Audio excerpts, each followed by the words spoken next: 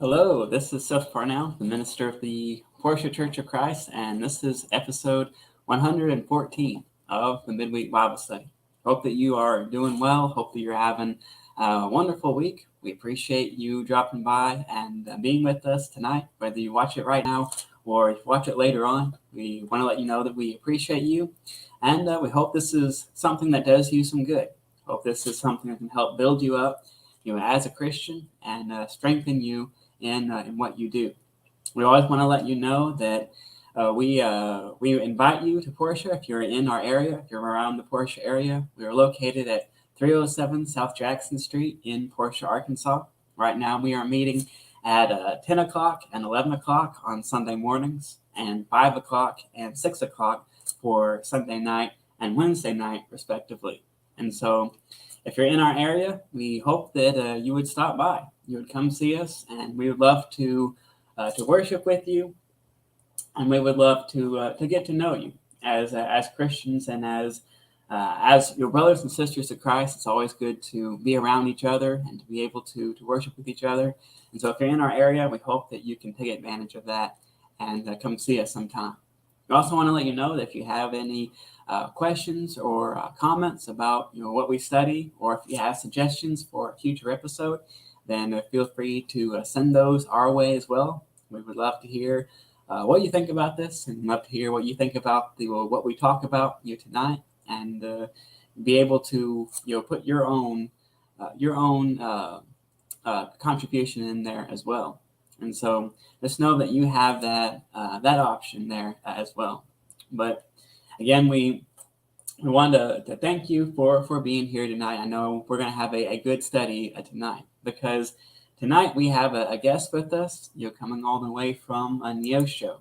We have Josh King. He is going to be here with us. I know you're going to enjoy what he has to say, and he's a talented speaker, and he's going to be with us here to study our topic for tonight. So Josh, it's great to have you here with us tonight. Why don't you tell us a little bit about yourself? Well, Seth, it's great to be with you. I've always enjoyed getting to hang out with you. Of course, you and I have been going to Green Valley Bible Camp as counselors together for many years now, and it's always good to enjoy that fellowship. But I am a deacon at the Hillcrest Church of Christ in Neosho, Missouri. I basically have grown up in Southwest Missouri, been there my whole life. I've been a husband for almost 28 years. I've got two children that are at Freed-Hardeman University, getting ready to be a sophomore and a senior. But I've been kind of preaching part-time about 25 years or so, pretty close. I work for an electric cooperative. I've been in communications and then management most recently. That's where I've been the last 20 years. And I've also been a sports journalist for about 25 years. I started as a broadcaster on the radio. I spent about 3.5 years as a sports editor for a newspaper, but I've off and on been broadcasting for about a quarter of a century, which is amazing since I'm only like 31 right now. I'm a little bit older than that, but that's kind of a lot of my background anyway. But I'm very excited to be part of this broadcast, this telecast. What do we call this? It's a video cast tonight here through your great forum here. I usually refer to it as an online study. That's An that online, kind of I a like that. I like that simple online way. study. But it is great to have you here. What have you been teaching on or studying on lately? Well, the summer has been a little lighter for me throughout the year.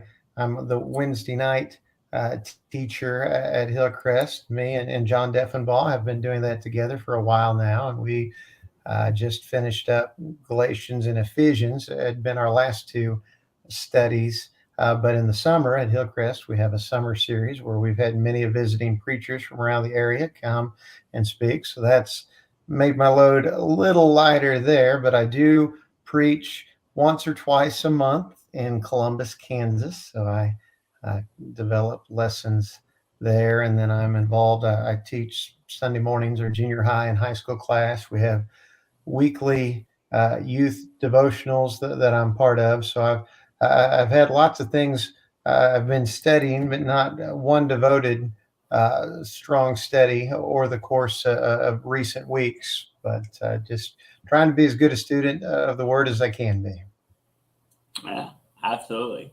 And how many years have you went to Green Valley? I know that's where we met. But how many years have you been a counselor out there? Oh, let me think about it. That's a good question. Let me see. My son is about to turn 22. I started actually 1 year prior to when he could officially be a camper. I think he was 10. So I've been there about a dozen years, I guess, in terms of being part of session two.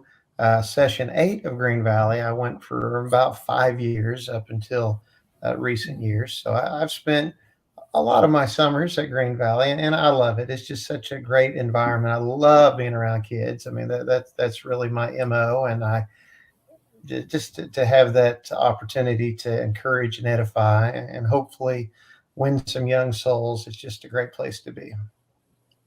Yeah, I think what did we have? Was it 13 baptisms this year Yeah, we at had our camp? And so 13. it can, It was just a phenomenal summer because we had over 100 kids, counting counselors. There's probably around 140 people at Green Valley, and Danny Boggs, mm, who is our minister at Hillcrest, and he's the director, although he's always so humble and talks about it. It's not Danny Boggs' week, it's our week. But he does a great job, I feel like, kind of spearheading the direction of the studies and organizing everything. But it's a great group of people, yourself included. So many counselors that have been coming year after year. And I think there's such a great emphasis put on being there for the kids and being involved with the kids. And although we have a lot of fun, playing basketball, playing softball, water polo, that's my favorite thing. But mhm. we stay involved with the kids, and we have a lot of great study of God's word, and it's just a very, very, very edifying week. If you know somebody that's looking for a good Bible camp, I would highly recommend Green Valley from personal experience as a camper and a counselor. I know that's something that's quite a good place to be. But we had a couple people already chime in with us. We got Sarah Whaley. She is here with us. It's good to hear from you. Hope that you are doing good. We got Laverne here. She's here also watching. That's hello to you as well. And we got the Dunlaps are here with us as well. It's good to have you guys with us. Always great supporters of what we do here. And so Tom's an elder at Portia, and so it's always good to have you guys here. But tonight we are going to take a look at a kind of an analogy that Paul uses in some of his writings, and specifically we're going to take a look at Hebrews chapter 12. And we know that we're not entirely sure who wrote the book of Hebrews, but but still this is an analogy that's used in several points throughout the Bible about running the race. And we know that this is a kind of a common way in order to teach, and a common way in order to kind of communicate some of the truths in the gospel is by comparing it to something else. You think of how Jesus, how he compared, he said, whoever listens to my word and does it is like a wise man who built his house on a rock, or a foolish man who built his house on the sand. He compared that to someone who's building a house and has to face a storm. You think about kind of like the armor of God that Paul writes about, the sword of the Spirit, the shield of faith, and how he compares those things to armament and to pieces of weaponry that they would be familiar with. And so in Hebrews, the writer, he compares it to running a race. He says, run this race with endurance. And so we're going to take a little look about this and see how we can, maybe some things that we can learn from this, comparing faith and the gospel to an analogy of running the race. And so, Josh, what are your first thoughts when you read this story, and when you read this passage and you see what this writer has to say, and think about maybe some of the other things that that Paul wrote about how comparing this to a race, as a sports guy, yourself. What are your first thoughts when you think about this analogy? Yeah, we don't know who wrote Hebrews, and there's lots of various theories or people that are proposed to have written it. But when you read Hebrews chapter 12, these first three verses, you can't help but think, okay, this is where, yeah, we do believe Paul wrote it. We don't know, but what I would say is this section is so relatable to Paul because, as you said, Paul references athletic endeavors very regularly, particularly that of running.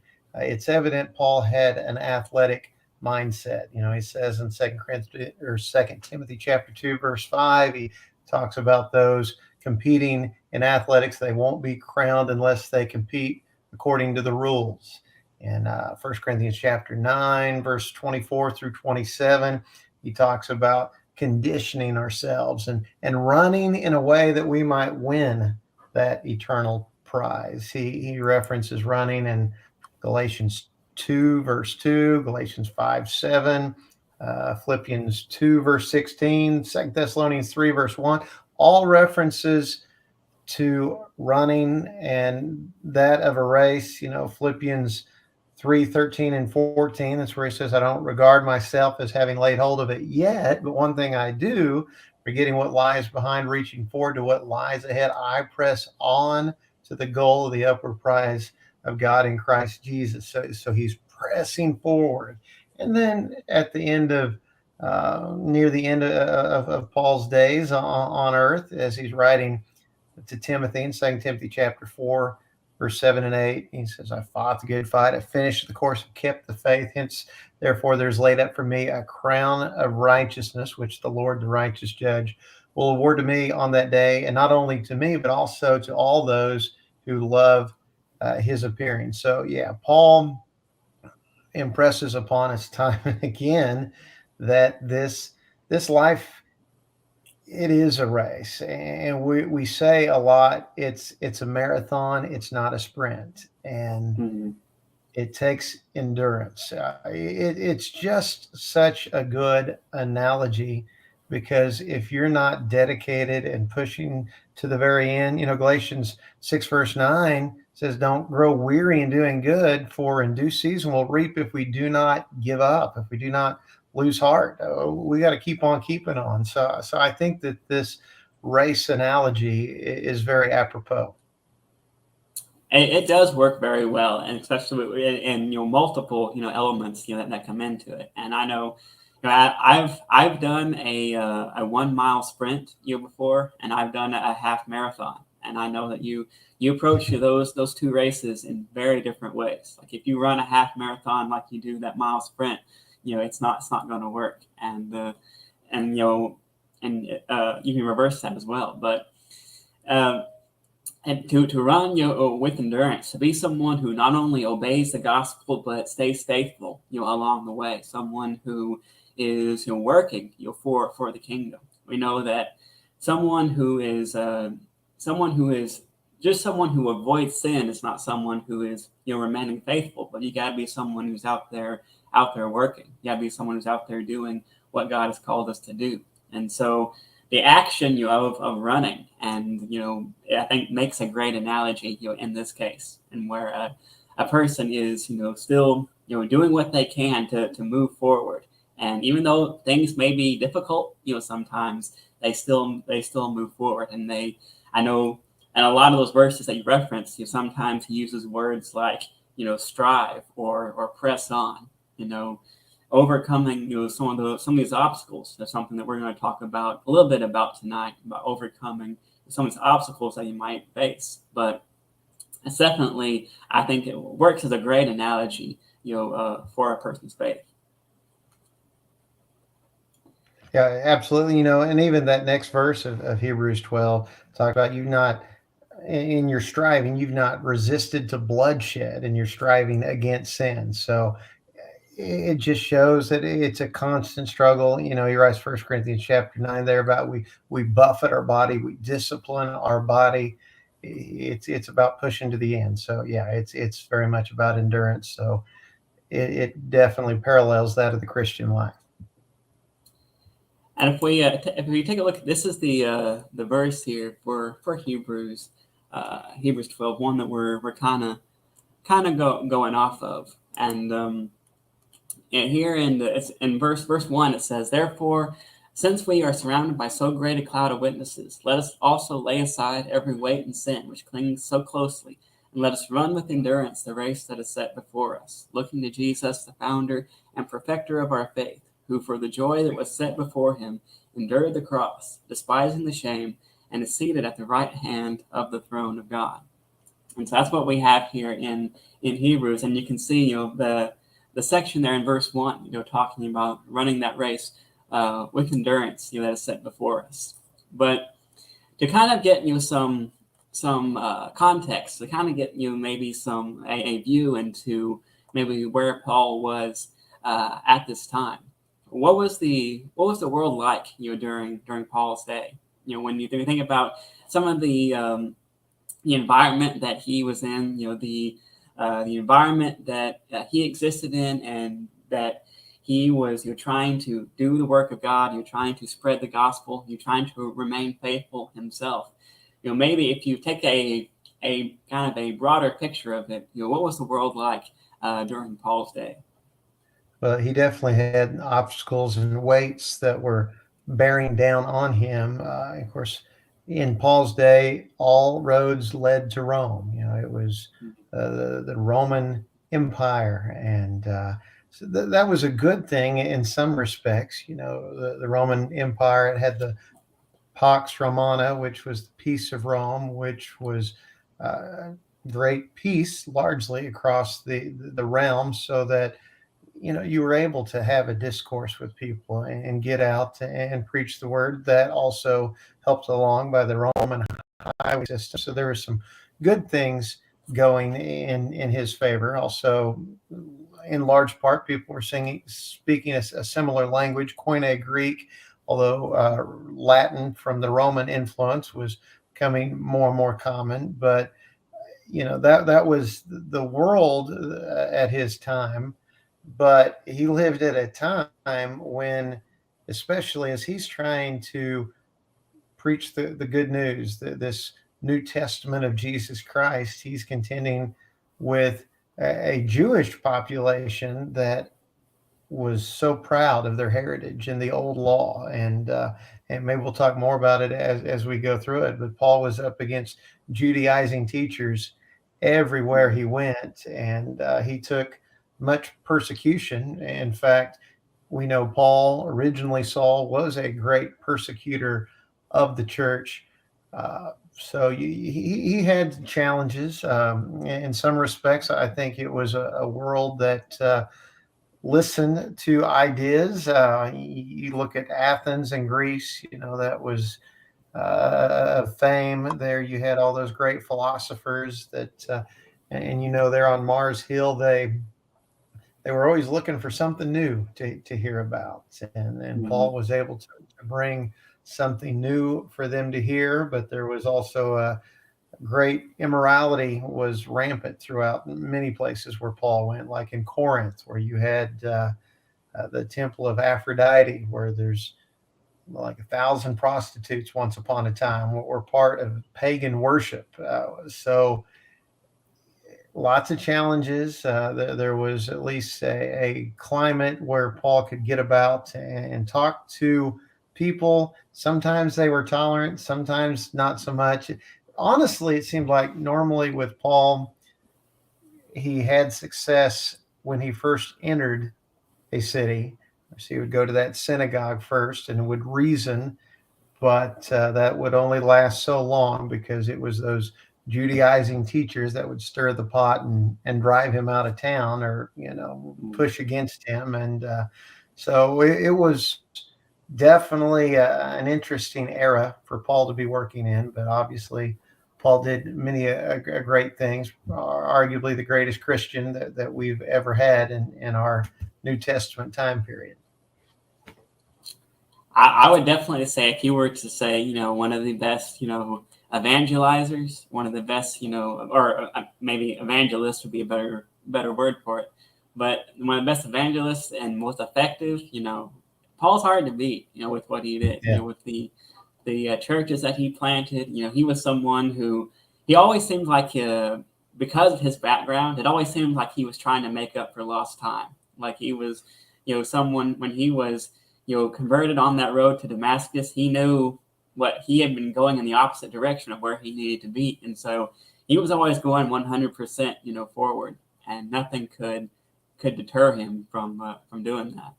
Yeah, I think that's a good point. He was very motivated. He referred to himself as the foremost of sinners. He referred to himself as the least of all saints, the least of the apostles. I mean, he recognized where he came from, and I think he was diligent. He was fervent, zealous to try and overcome that. He recognized that he had his past to make up for, albeit through the blood of Christ that had been washed away, but still you could tell it was personal to him, to be the best that he could be for the sake of the gospel. And I think that's one reason why he was hated so much, was because, one, he was so effective, and two, he used to be one of them, and now that he was kind of in their eyes working for the other side, and Yeah. and that was He something that was irritating. Yeah, I'm sure he probably seemed like a traitor of sorts. And, even whenever he was before the Sanhedrin, and he said, I was once one of you, but he was there, learned at the feet of Gamaliel, Pharisee of Pharisees. He had the pedigree. So, yeah, he definitely seemed like he had switched sides on him. And there again, with the church early, it took, a lot of convincing, and thanks to Barnabas in large part, to convince people that, what, this guy has changed. He's not the same fellow that he used to be. Yeah, and that you can imagine. I always try to imagine what that conversation must have sounded like when he proposed, the notion of introducing them to, Saul of Tarsus, with the reputation, Oh, yeah. that he had. But we know that Rome was in charge, and Rome was someone that provided, allowed a lot of, like you said, a lot of religious freedom. They weren't really concerned with what a person believed, as long as it didn't interfere with taxes and didn't cause a disruption in the civil working of things. And so Paul had a lot of freedom to travel around. He was known as the apostle to the Gentiles, and so he had a lot of freedom to travel around and to spread the gospel. And the church that was that when Peter preached that sermon in Acts chapter 2, the church was growing and it was expanding beyond Jerusalem, and Paul seems to be the spearhead for that expansion. And so a lot was going on during this time that he had. Yeah.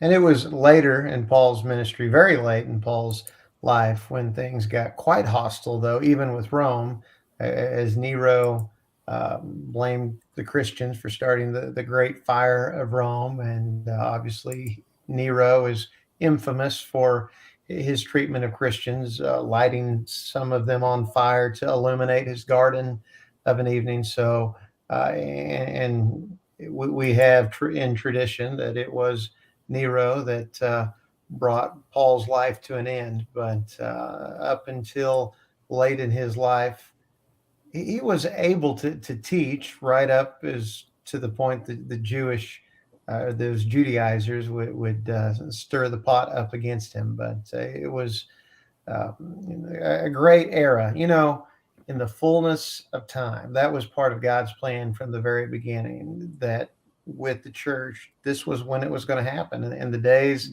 of those kings of Rome were prophesied in Daniel chapter 2. So obviously, God knew what he was doing in getting that gospel message out. And Paul, as you referenced, the apostle to the Gentiles, he was pretty integral in the plan of God, as he told, as Paul was told, that, I've got a special purpose for you.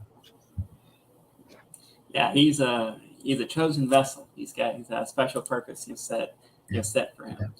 And so yeah, that was a lot going on, with Paul, and you can imagine. Yeah, I think that's a good observation that this time period in which the church was established was not.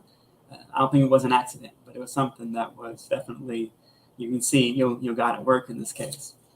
But we know that as we kind of alluded to slightly as we've been going on here, Paul was someone who he had some obstacles to overcome. He had problems that he faced, and it wasn't just all smooth sailing. When he went out to preach the gospel, and when he went out to to share what Jesus had did, and how he can change your life. Some people accepted that, and some were indifferent, and some were kind of hostile toward his message. And so he had a variety of reactions to his message. But what are some of the obstacles that Paul faced during his life? Maybe some of the personal obstacles that he ran into, during his time of spreading the message like he did. I think what you were just alluding to in 2 Corinthians, chapter 11, verse 7 through 10, we read of the times. Well, it's not 7 through 10. It's a little later in the chapter, actually. 2 Corinthians chapter 11, we read that long list of times he was persecuted. He's beaten and shipwrecked. And, if you ever saw Paul get on the boat you were on, I would jump ship, because you would almost be guaranteed that ship was going to wreck. But so he had a lot of hostilities that he ran into throughout his ministry. He was received at the hands of the Jews 40 lashes, 5 times, 3 times beaten with rods. Once he was stoned, shipwrecked, night and a day, frequent journeys, dangers in rivers, dangers in robbers, dangers from my own people, dangers from the Gentiles. I mean, the list goes on and on. Paul had great adversity in terms of the persecutions that he endured for the sake of the gospel. So I suppose those could be referred to as personal obstacles. And then there's even maybe a very personal obstacle in 2 Corinthians chapter 12, verses 7 through 10. He talks about the thorn in the flesh that he had. And it's another, just like who wrote Hebrews, another thing that has been the subject of great speculation. It says there in 2 Corinthians chapter 12, verses 7 through 10, he said, lest I be exalted beyond measure. He was given this thorn in the flesh, and he had asked 3 times that God take it away, but he was told no. My grace is sufficient, he was told. So he had, if we were to speculate a little bit, I think from the Galatian letter, most people think maybe it was an eye issue of some sort. I think something else that's kind of interesting in considering eye issue.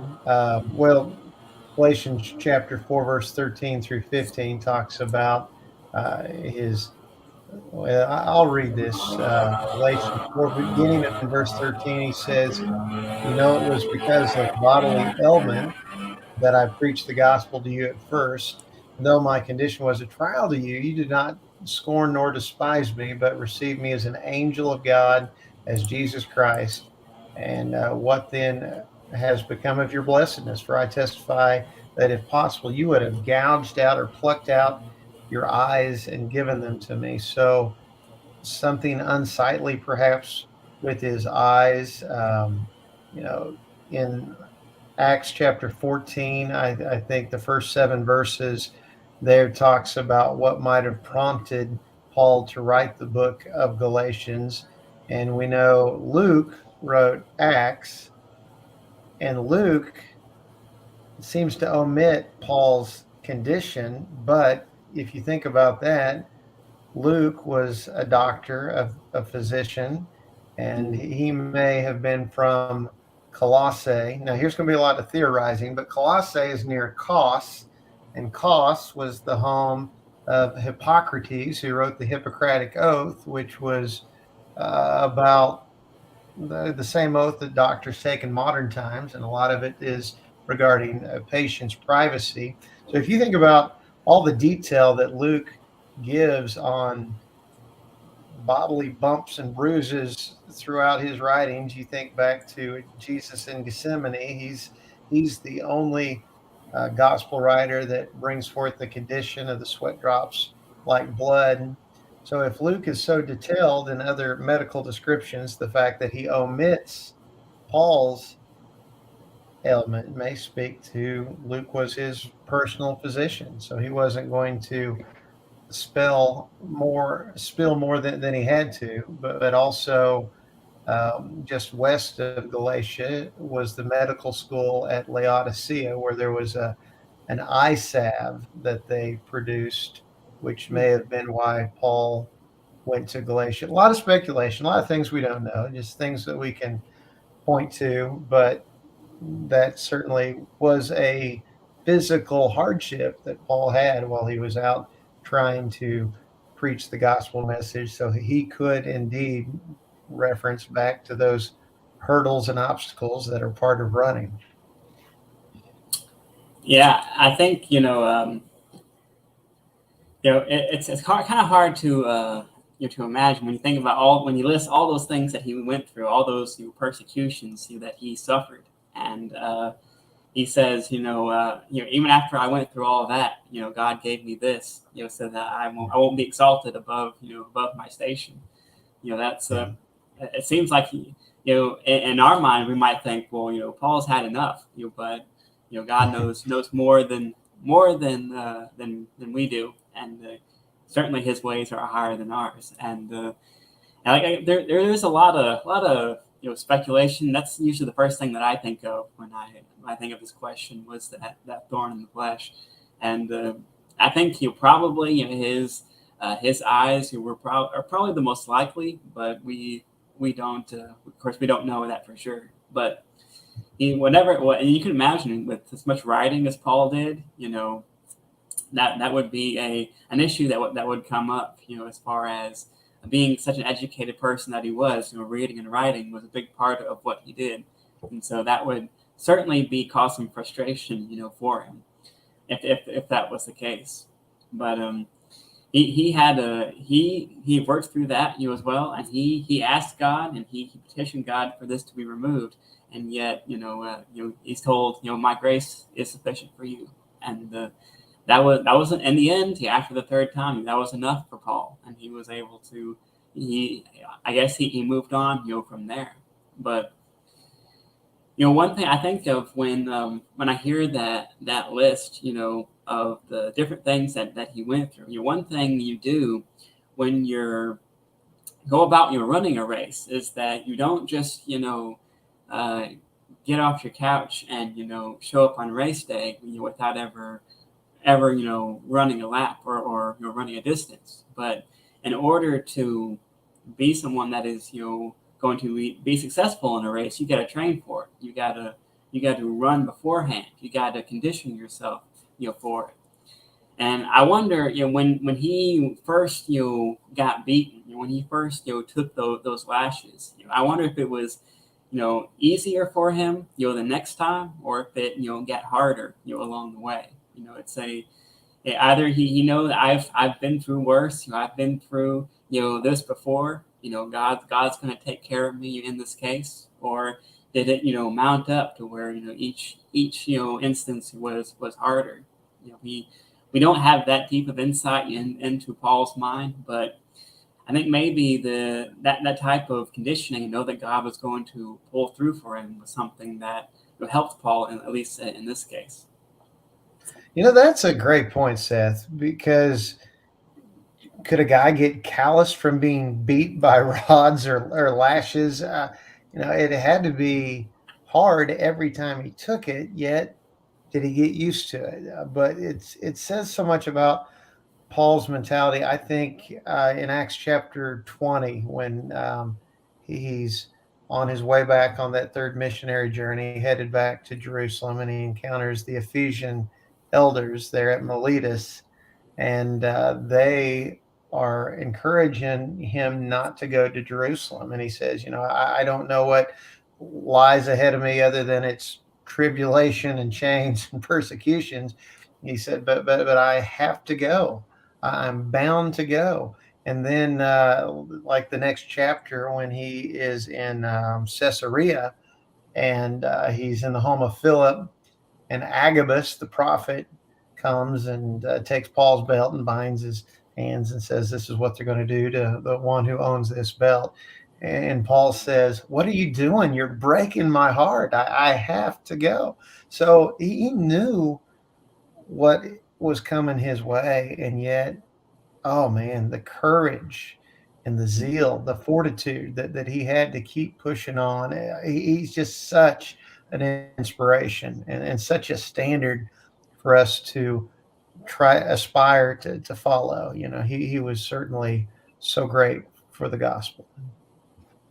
And he eventually took so much to persecution that if you Mm, remember, he was stoned in one point to where they thought he was dead, and they just left him yeah, there. And yeah, that was he came that close to losing his life, because of this. And we know that other people like Stephen in Acts chapter 7, he wasn't maybe as fortunate as Paul was in that case, but um, that was a deadly situation, and yet Paul continued forward even after that. And so as far as taking yeah. physical persecution, he was he had remarkable either it was trust in God, or willpower, or the combination of all those things together. He just could not be stopped as far as his motivation to keep on evangelizing. And That's very interesting you bring that up too, because he was the young man holding the coats while they stoned Stephen mhm, to death. And with him being stoned there on that first missionary journey, you have to wonder what his mentality was as the stones were falling upon him, as he had seen someone killed dead as a result of this very practice.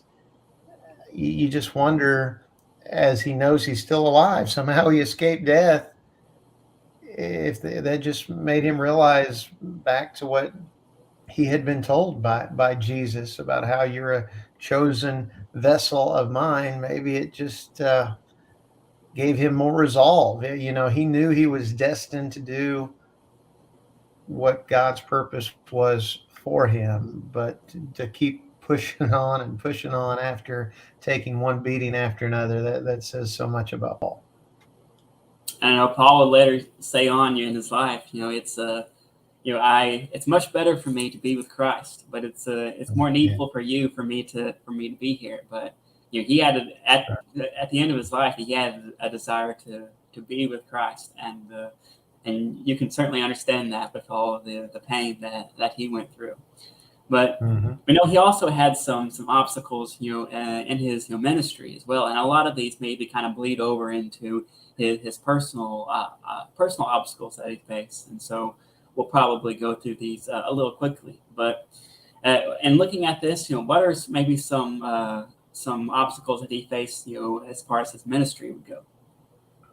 Yeah, you're right. That list from 2 Corinthians chapter 11 probably does apply here. But what we referenced earlier too is those Judaizing teachers, and that's it's hard for us, I feel, to wrap our minds around that. I mean, we can read through scripture today and just say, boy, why didn't they get it? Why didn't they get it? But that's all they had ever known. And Yeah. you can tell when you look at the New Testament how big of a challenge that was, because that's basically what the book of Romans is about. That's basically what the book of Galatians is about. That's Mhm. basically what this Hebrew letter is about. It's about better things, a better covenant. Yet the Jews were so proud of their heritage, Father Abraham, and so for them to have to come to grips with the fact that they were not the chosen people anymore, and there was such animosity toward those Gentiles, that was hard. We talk about prejudice in our modern society. it may have been far greater during this time.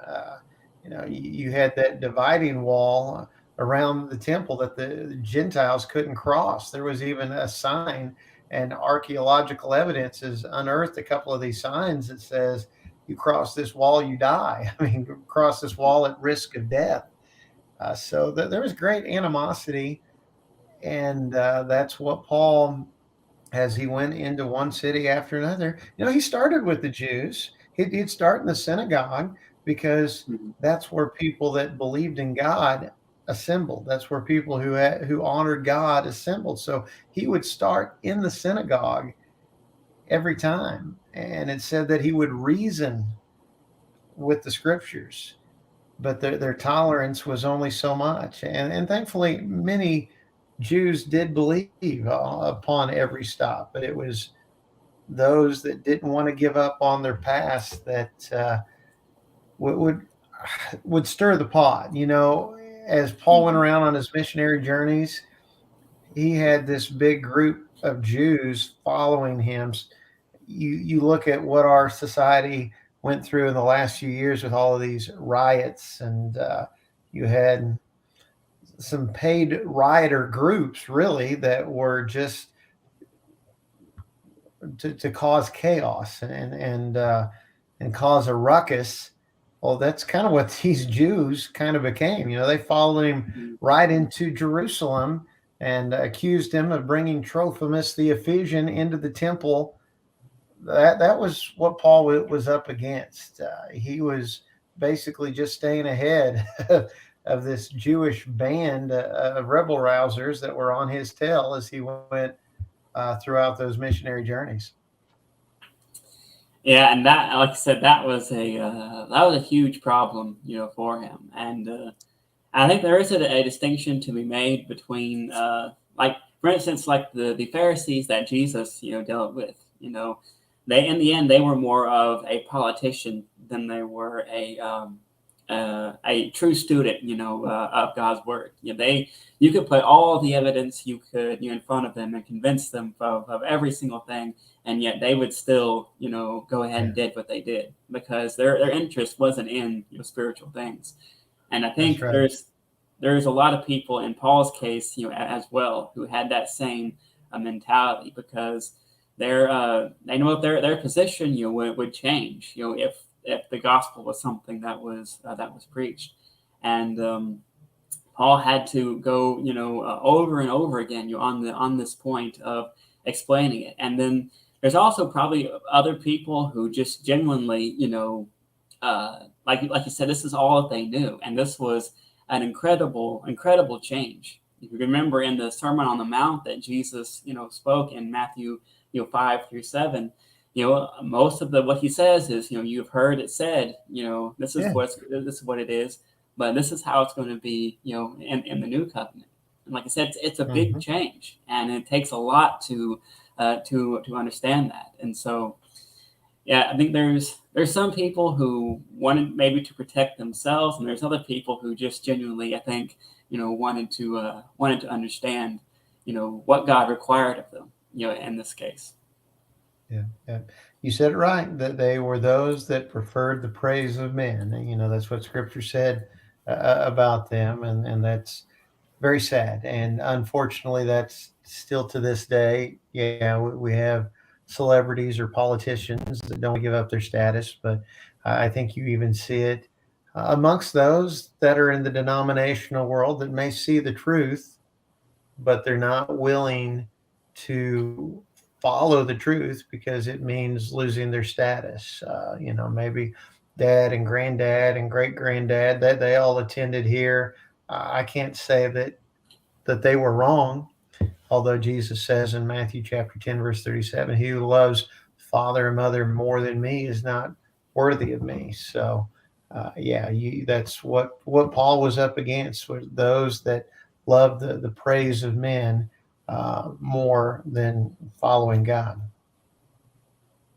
And like I said, they just like, in the case of Jesus, they were ready to take Paul's life, as well. They had when Mhm. he was arrested, the final time, they were ready to take his life in that case. And of course, he was able to be rescued from that situation. I Mhm. know that Paul. Sometimes Paul faced logistical challenges. Sometimes he had and several times he had to defend to his apostleship. There were sometimes people challenged whether he was an apostle or not because of the Yeah. kind of the unconventional nature in which he was appointed, as an apostle, and so he had to deal with challenges in that realm. But he definitely had some obstacles to overcome, with his as far as his ministry was concerned. But if Yeah. we look, especially if we look at here in Hebrews and other passages as well, where he uses this analogy, what are some things that Paul mentions in which he says help him, you know, overcome these obstacles that he faces and overcome these trials that he goes through, as you know as you imagine, as you already mentioned, some of the terrible things that he went through, the difficulty of pushing through that, I would like to think that I could have pushed through everything that Paul did, but I might have, quit, in the, well before then. I think a lot of people, would have to not be able to go through the things that Paul did. But what are some of the things that Paul mentions that helps him, run this race, that he did? Okay, Seth, if you would pull up Philippians chapter 3, we'll go to that here in just a second. But I would reference, Galatians 2, verse 20, somewhere Paul says, I've been crucified with Christ, nevertheless I live, yet not I, but Christ liveth in me. The life that I now live in the flesh, I live by faith, the Son of God who loved me and gave himself for me. He says, it's not about my will, it's about Christ's will. I have died to myself. And in fact, he said in 1 Corinthians that he died daily. So he was dying daily to his personal self, to his personal will, and serving Christ. Now, Philippians 3 here. Now, we quoted verse 13 and 14 earlier, but if you go, let's start like verse 7 of the passage there. He says, but whatever gain I had counted as loss for the sake of Christ. I've counted it as loss. Indeed, I've counted everything as loss because of the surpassing worth of knowing Christ Jesus my Lord. And for his sake, I have suffered the loss of all things and count them as rubbish in order that I may gain Christ. So see, all the things of this world, he counted as nothing. His focus, he had laser focus on serving Christ. And if only you and I could be so intent on arriving at pleasing our Lord, or at least endeavoring to. We're never worthy by virtue of our meritorious works. It's by the blood of Christ we are saved, but he still has an expectation of obedience. And if we can be so resolute on showing our love for God, Jesus said, if you love me, you'll keep my commandments. But that, for Paul, was always his focus. The things of the world, they were nothing. They were rubbish. They were trash. So that, and then the Hebrew writer where we have been, he says similar to what Paul's been saying. Let us lay aside every weight and sin which clings so closely. We got to shed those things. So that's how Paul, I feel like, was able to keep pushing on in spite of the obstacles. Yeah, he says, looking to Jesus. I think it's very, very clear what the order of There priorities you go. was here for Paul, and Yeah. he was someone, like he said, even though he mentions this and he uses these phrases. He says that I basically says I have a lot to brag about. I have a lot Yeah.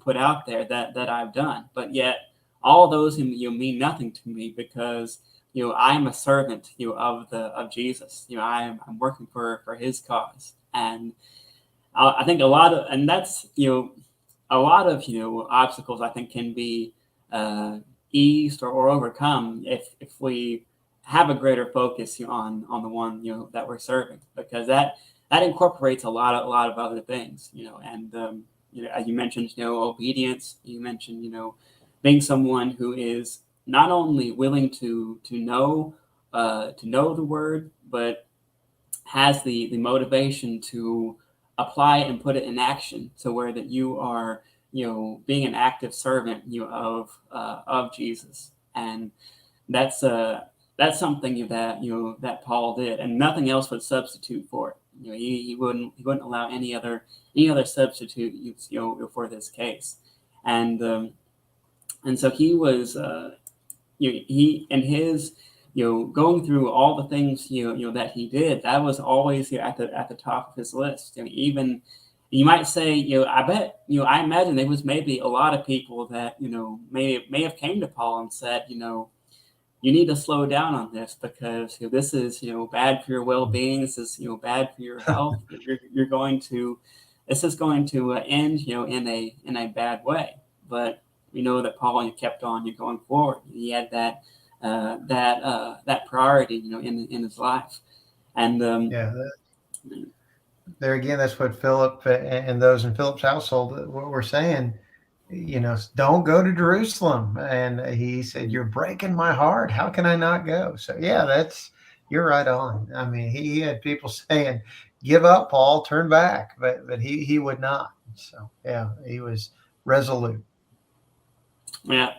And he, and of course, and Hebrews, he says, like as you mentioned, to lay aside every weight, put a, or at least the Hebrew writer says, to put anything that hinders you, away. And I think Paul was someone who, he had, considering his past, he had a lot to put away, as you imagine with his history, but yet he was someone who still moved forward. And I think I always think he's a wonderful example, of how to respond, to forgiveness. He's someone who he accepted the forgiveness, and it didn't erase everything in the past, but yet he always moved forward. He didn't dwell on the past. He didn't dwell on things that he did wrong, but he always moved forward and did what he could, for Christ. And to his credit, that's one of the reasons why he was so successful with what he did. Mm-hmm. Yeah.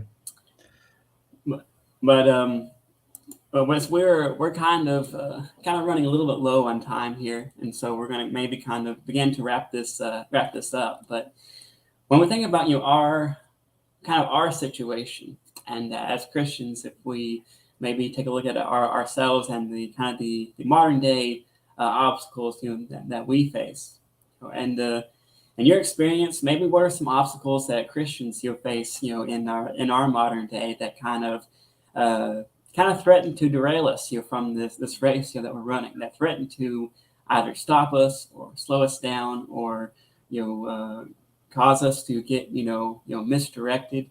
What are some of the obstacles that we face, and maybe what are some solutions that we can get from the gospel to help alleviate those? Well, at its essence, it's back to the nature of sin. 1 John 2, verse 15 through 17, do not love the world or the things that are of the world, the desires of the flesh, the desires of the eye, the pride of life.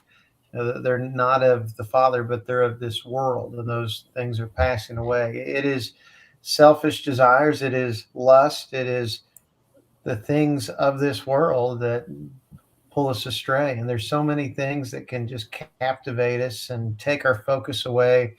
Like social media that we're on here at this moment. What a wonderful blessing it can be for furthering the gospel. But as well as it's easy to just get sucked in and make this what you do hours upon hours every day, as opposed to getting out and preaching the gospel or sharing the gospel. It can just be the pursuits of this life, material things, got to have more, keeping up with the Joneses. Paul said in Colossians chapter 3, verse 2, set your mind on the things above, not on the things of this earth. That's where we got to keep coming back to. And Jesus, Sermon on the Mount, seek ye first the kingdom of God, and all these, and his righteousness, and all these things shall be added to you. So it's really Same old struggle. It's this thing, the things of the world. And, Paul does say in Romans chapter 6, we're slaves to the one that we follow. And it's about Romans 8 talks about the carnal versus the spiritual. We always have to be like Paul, be buffeting our body, disciplining our body to where we're not falling subject to the influences of our world today. Yeah, there's a lot that as I said, that can kind of derail this race that we're on, and like you said, there's things that can compete for our time, can compete for our focus, that can sometimes distract us from what we're needing to do. And I always say, one of the best things that a Christian can do in order to kind of strengthen their faith and kind of strengthen their commitment to this race is to just be involved. Be involved with Mhm. your faith. Yeah. You don't put it on a shelf and hold it in or treasure it, because if you do that, no matter how tightly you hold on to it, eventually it's going to kind of fade away. But if you're someone that finds a way to be involved either with the church or in some way of service, that you can use what you have in order to um, serve God. Being active is and having those commitments is a big way to maybe overcome some of those obstacles that we face. And there's a that's a because once we do that, we have we're kind of in the middle of it, and we're able to use what we have. And I know there's a lot of the basics sometimes to study, to know what God requires of us. We know that's to have a knowledge of the Word of God is something that is important. But Absolutely. and being someone who is active and someone who's willing to grow, that's always a big thing. Willing to kind of you be someone who's willing to go after that and to kind of taking steps in order to improve your faith. I think is a big way, because like I said, there's a lot of obstacles that we can face through either it's losing focus or compromising on certain things, or sometimes even being burned out on certain things. There's a lot of things that can kind of threaten this race that we're running. But the Bible gives us a lot of encouragement and a lot of Yeah. answers in order how to deal with this. And so if we're Mhm. aware of it, we can use it to go forward. Well said. Well said. Well, Josh, we are about an hour here, and so we're going to kind of wind this down. Do you have any closing thoughts on this study that we've done tonight?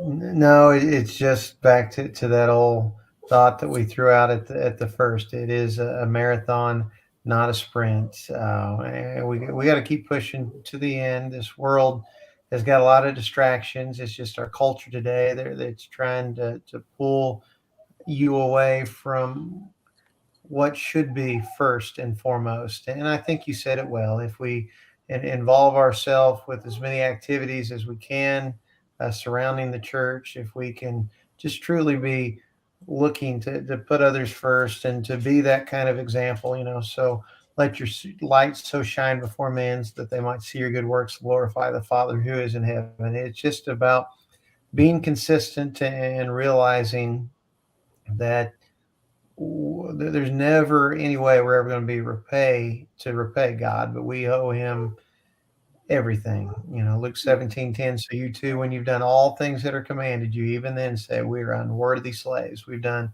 only that which we ought to, only that which we've been commanded to do. So it's just a matter of staying diligent to the end. Absolutely, and that's with that that encouragement. I think especially if we have the encouragement that we get from the scriptures and the encouragement we get from fellow Christians, we can run that good race, and we can hopefully echo Paul's words where he says, "I fought that fight. I've ran the course," and that would be a wonderful thing to be able to say. Josh, if somebody is in the Neosho area and they want to get in contact with the church out there, how can they go to find it?